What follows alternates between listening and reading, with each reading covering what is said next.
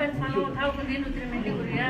Дахиад аймгийн хонгор сумын эрүүл мэндийн төвөөс өргөл лайв хийж байна. Өнөөдөр манай сумын эрүүл мэндийн төв буюу хонгор сумын нэгдүгээр баг дээр дахны нарийн мэргэжлийн төсвөр болон сумын эмчтэрийн хамтарсан багийн халдвар болон халдвар тус үзлэгийн бэлтгэл үзлэг явуулж байна. За намайг хонгор сумын эрүүл мэндийн төвийн эрхлэгч Бэцс гэдэг.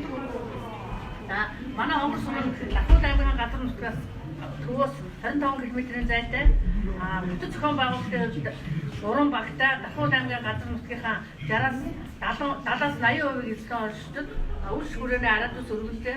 Тэгээд төвийн нэг өдөөгийн алслагдсан багтаа 2 багтаа. Тэгээд хүн амын маань 60-70% бол өдөөгийн алслагдсан багтаа амьдардаг. За манай эрүүл мэндийн төв нь 1969 онд байгуулагдсан 22 хүний бүгдтэй ажилладаг. За өнөөдрийн байдлаар манай суманд бол Дэлгэрүүлгийн нарийн мэргэжлийн дэлгэрүүлгийн үйлчлэгийн баг ирээд 4 хоногтой ажиллаж байна. 14-15 онд бол манай алслагдсан нэг баг болох салхит багийн нутгаар 2 өдөр үйлчлээд өчигдрөөс эхлээд манай сумын 1-р багийн нутгаар бол манай сумын эрүүл мэндийн төвийн байранд одоо эмчилгээ үйлчлэгээ онцлогоо шинжилгээ явуулж байна. За энэ онцлогоо шинжилгээний дараа холбогд төрөөнүүд нь ороод мэдээлэл хийж бодож байна. Тогтын бүгийн шинжилгээ үйлчлэг шинжилгээ бол манай нөхөр хүчгүй багийн хариуцсан хийдэг байгаа. За тэгээ энэ өмнөд үйлчлэг шинжилгээ явуулдаг. Нэгдсэн энэ шкафанд бол манай шинжилгээний үйлчлэг хамбал яг эмчилгээ онцлогооны энэ тариа үзүүлдэг. Энэ жиг тусаа эмчилгээтэй энэгээр бол манай эмчилгээ дотоод тэнцлийн баг эмчилгээ энэ тарианы хадгалах хамгаалалт зарцуулалт дээр бол хяналт тавиад ажилладаг байгаа.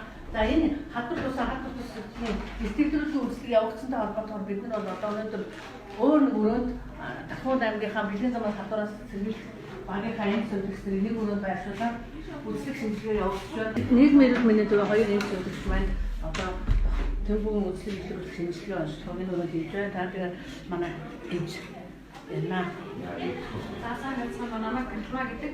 Би Дахиад аймгийн эрүүл мэндийн газрын нийгмийн эрүүл мэндийн төвийн бэлгийн замаар дамжих халдвар гэдэг ихээ дотны хөтөлбөрийн хариуцсан юм байна.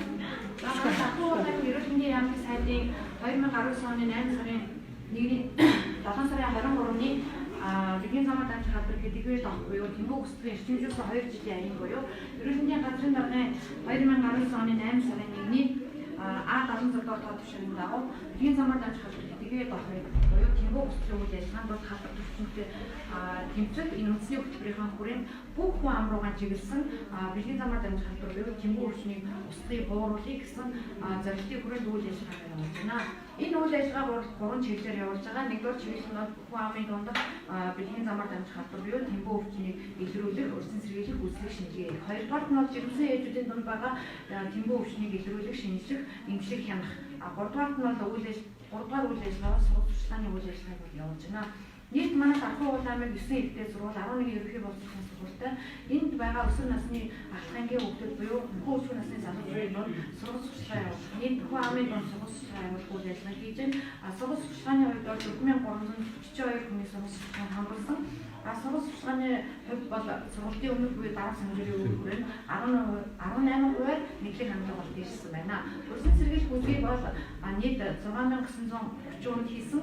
Энэ 6940 хүнээс бол нийт шинэ өвчил 42 тохиолдолд илрүүлсэн. Энэ 42 тохиолдлыг бол эмчилгээ бүдөрөнгийн үн төлбөргүй хамруулсан хавьтал судлалыг хийгээд 100% эмчилгээ эрүүлжүүлээд хяналтанд явуулж байна.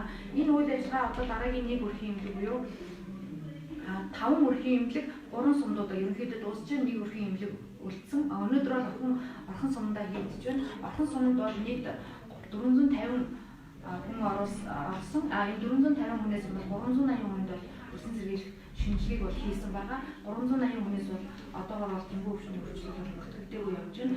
Сер контрол буюу хяналтанд байгаа 2 хүн илэрсэн. Энийг бол өрсөн сэргийлэх тухаар эмчилгээг авсан. Хяналтанд явж байна. Энэ үйл ажиллагаа ингээд 2 өдөр бол үргэлжлэнэ. За тэгээ мөн энэ үйлчлэг ихэхээс өмнө бол эрүүл мэндийн газрын А76 тоо тушаалын дагуу манайх бол Тэмбүү устгах гэсэн үйл ажиллагааг 8 сарын 1-ээс эхлүүлсэн. Тэгээд манай сумын эмч ажилчид төвийн багийн эхний ээлжинд бол төвийн багийнхаа аж ахуйн нэгж байгууллага төр төсвийн байгууллагуудынхаа ажилчид бол 98 хүнийг хамруулсан. Мөн одоо жилдээ манайх нэг 90-100 хянагддаг. 90 одоо 19 онд 95 ихтэй бол толгой дараалан доктор мөн шинжилгээ илэрсэн. Энд бол одоо шинэ Тэмбүү илрээгүй. Мөн эрсдэл бүлгийн 34 хүн Тэгээд цэргийн насны 76 залуучуудыг илүү үсэл хамруулсаас шинэ тэмбүү одоогоор бол илрээг байна. Хуучин хяналтанд байдаг 7 тэмбүү бол тэмбүүтэй ирэг гарсныг бол урьдчилан сэлбэрт орзондоо авч хяналтаа өргөжүүлж байгаа.